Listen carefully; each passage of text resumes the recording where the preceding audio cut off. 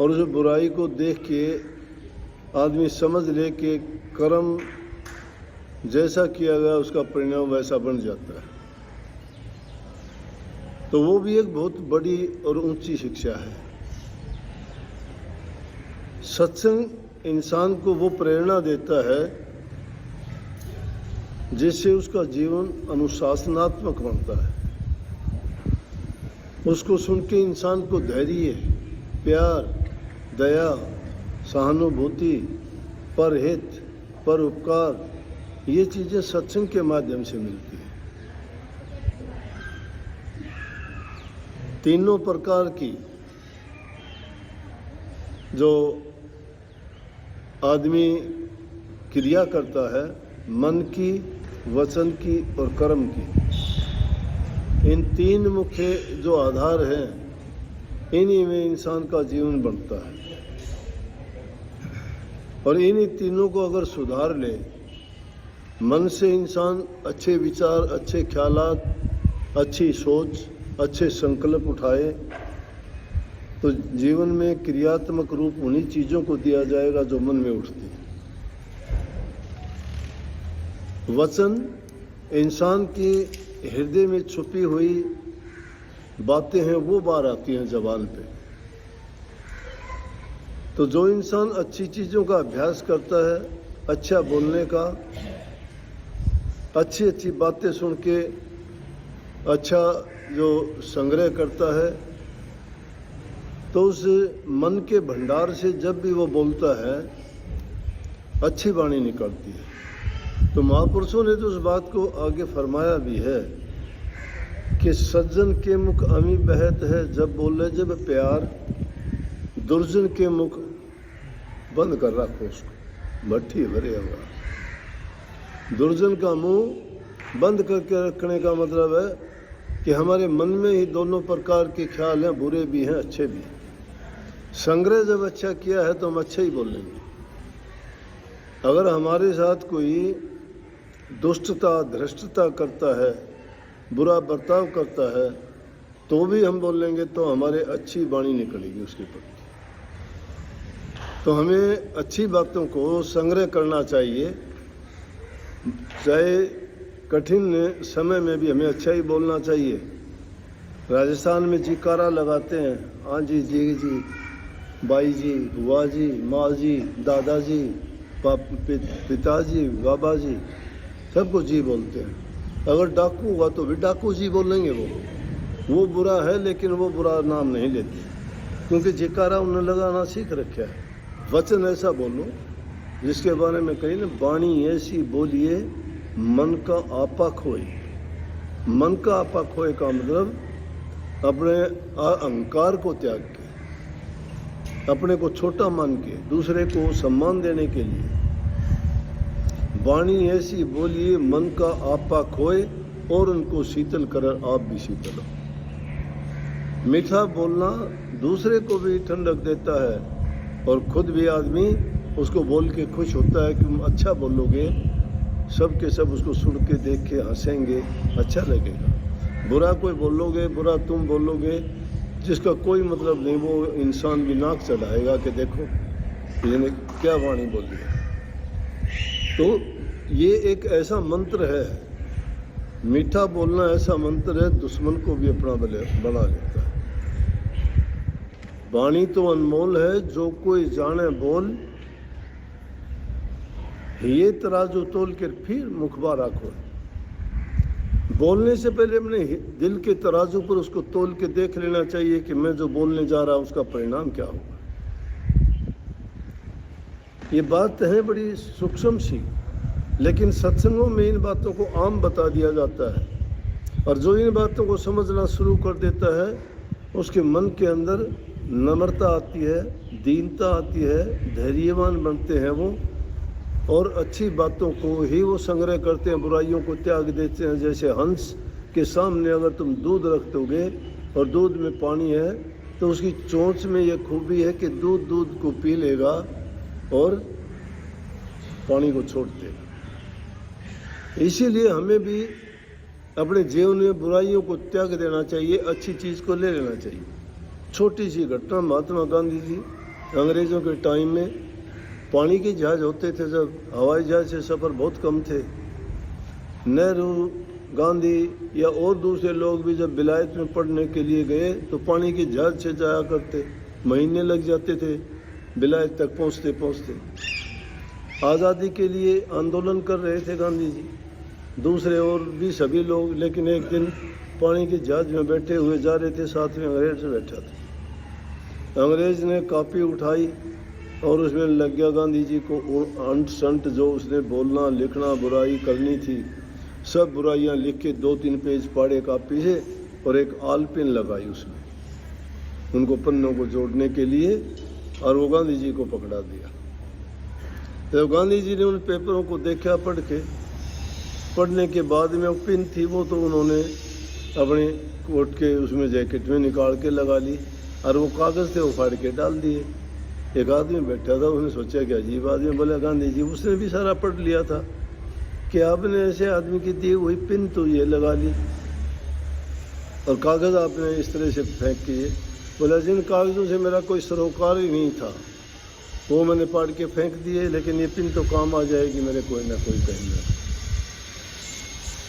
संदेश क्या था कि बुराई में भी अच्छाई खोज लो, वो तुम्हें काम देगी। उसको निकम्मी ना मानिए, जहाँ बुराई है वहाँ भी तुम अच्छाई की खोज करने का प्रयास करो, और जो धैर्य रखता है ना उस इंसान को उसका नतीजा हमेशा अच्छा मिलता है। तो वाणी वो मंत्र है, वाणी का कोई मोल नहीं है। यही वाणी बोली तो जीभ से जाती है, लेकिन पिटाई तो सिर की होती है ना। ये तो बोल बाल के अंदर घुस जाती है जीभ को, कोई कुछ नहीं कहता। तो इसलिए इस जीभ को संभाल के रखना चाहिए, इससे अच्छा बोलना चाहिए। किसी की बुराई करने में हमें क्या मिलेगा? अच्छा बोलेंगे तो उससे कम से कम और नहीं तो हमें अच्छी दुआ तो मिलेगी। ये एक दूसरे को बस में करने का मंत्र है। दूसरे के साथ अच्छा बोलते हो तो यूँ सोच लो उसका मन जीत लिया तुमने, और मन जीत लेता है वो सब कुछ जीत लेता है। किसी को अपना नहीं बना सकता, उसका जीवन भी क्या है। जिसकी कठोर वाणी होगी वो नहीं ऐसा कर सकता। तीसरी बात आती है कर्म के लिए। कर्म जो भी करते हो ऐसा कर्म करो जिस कर्म का परिणाम हमेशा अच्छा हो, सुखदायक हो, किसी को कष्ट ना दे। वो कौन सा कर्म होगा ऐसा? सबसे उत्तम कर्म है कि अपनी हक हलाल की कमाई, अपनी चीज़ पे ही दृष्टि रखे, अपनी नीयत को खराब ना करे।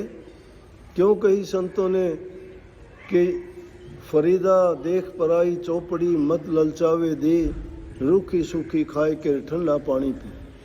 फरीद साहब कहीं जा रहे थे, जाते जाते देखा कोई कुछ खा रहा है, दुनियादारी की है, उसको बेचारे को रोटी तक नसीब नहीं है। तो उनको देख के फिर कहता है ये जो हरि मिलन के लिए निकले हो तो तुम्हें इन चीज़ों की ओर ध्यान नहीं देना चाहिए। क्यों? वो आपको भटकाएंगे, तुम्हारे रास्ते से डिगा देंगे, और उस रास्ते से एक बार भटक जाओगे फिर लाइन पे आना बड़ा कठिन होगा। दुनियादारों का रास्ता अलग है, भक्तों का रास्ता अलग है। दोनों रास्ते मिलते नहीं, वो रेलवे लाइन की तरफ बराबर चलते रहते हैं, बुरा भी साथ चलता है। सृष्टि की शुरुआत हुई उसी टाइम से बुराइयों ने जन्म लिया था। जहाँ देवता पैदा हुए थे उसी टाइम में राक्षस भी पैदा हुए थे। जब समुद्र मंथन के समय अमृत निकाला गया उसमें जहर हलाल भी निकला था। इसलिए कर्म आदमी वो करो जिस कर्म के करने से किसी दूसरे को आपत्ति ना हो, कष्ट ना हो, उसका नुकसान ना हो, और जिस कर्म के करने से तुम्हें शांति मिले, लाभ मिले, और उस कर्म के करने से तुम्हें किसी प्रकार की किसी से कोई बात ना सुननी पड़े। उनमें उत्तम कर्म जो करता है, मीठी वाणी जो बोलता है और मन में जो अच्छे विचार रखता है, वही प्रभु भक्ति की ओर अपने मन को सुमन में लगा सकता है, ध्यान गुरु में लगा सकता है, और वही शब्द का रस ले सकता है। ऐसे शब्द का रस नहीं मिलता। कभी सोचते हो कि हम जो से उस आत्म ज्योति को, उस आत्म प्रकाश को, परम प्रकाश को देख लेंगे। कभी ये सोचते हो कि हम अपने जीवन को पवित्र बना लेंगे। जीवन को पवित्र बनाने के लिए इन 3 चीज़ों की सबसे पहले ज़रूरत है। इन चीज़ों से अगर पवित्र हो गए तो तुम्हारा मन साफ शुद्ध हो जाएगा, और जहाँ मन पवित्र है उसी जगह परमात्मा का वास है। उसमें यही गुण है परमात्मा में, वो दोष रहित है, पाप रहित है। परमात्मा में दोष नहीं है, कोई भी अवगुण नहीं है उसमें कोई भी। इसलिए हमारा मन भी अवगुण रहित हो जाएगा, दोष रहित हो जाएगा, उनसे मुक्त हो जाएगा। तभी आप इस जीव की मुक्ति के रास्ते की ओर आगे बढ़ सकते हो, नहीं तो नहीं बढ़ सकते। अब बात तो कह दी, गुरुमुखों का रास्ता है। बाणी कितनी अच्छी शुरू में कही थी कि जे तू बुलावे तो आइए नंगे पैर वे, आया नहीं जानदा तेरे हुक्म बगैर वे। बाणी संतों की है, ये बहुत ऊंची बात है कि उसके हुक्म के बिना पत्ता भी नहीं हिलता। संतों के पास में वही भागी जीव आता है जब उसकी मेहर होती है।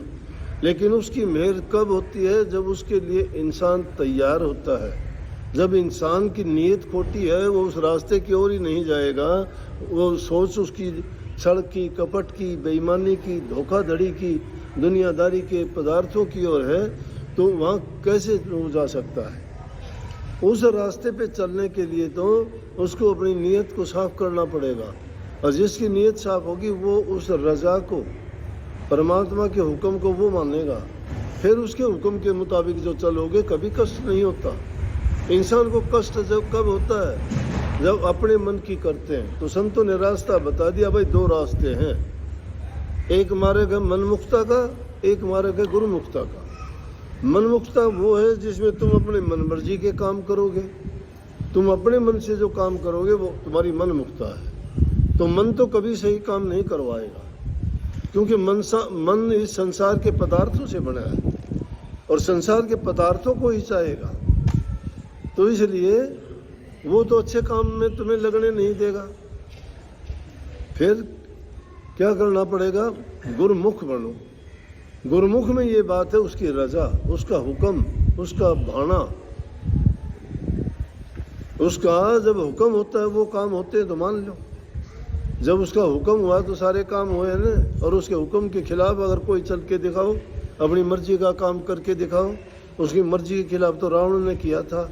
साधु का भेष बना के माता सीता को लेने आ गया, धोखे से, कपट से, नीच कर्म कराया उसने।